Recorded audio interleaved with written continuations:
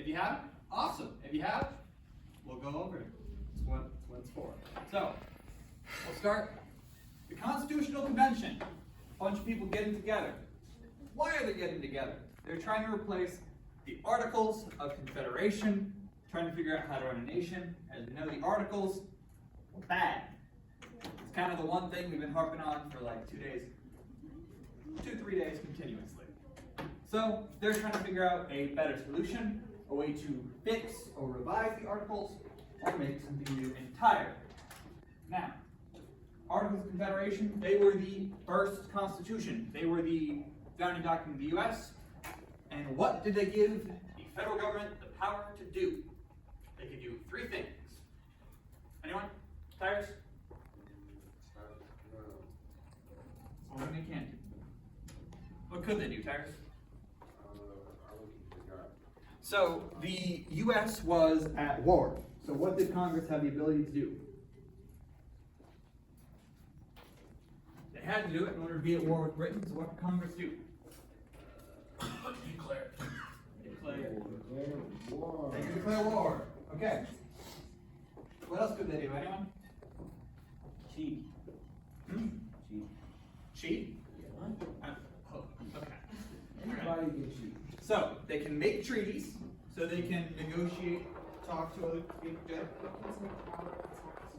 They can technically coin money,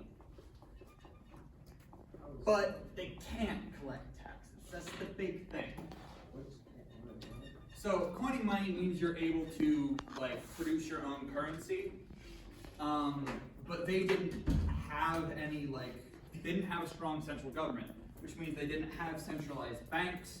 They don't have a great way to actually get that money out to the people. And because America hadn't won the Revolutionary War yet, people didn't want to use American currency because it wasn't stable. It wasn't its own country. They wanted to use British currency, which means America was in a lot of debt. They could maintain an army, but because they couldn't collect taxes, they couldn't do what to the army? Produce. Okay, so if you sign up for the army, what do you expect in return? Money! Ding ding! Welcome back, Harry. So, you need I have to grab a money. chair. There's one right here next to Dr. Grady. So, a bunch of soldiers joined up, they fought for the revolution, they won independence. They then proceeded to not get paid for 5 years.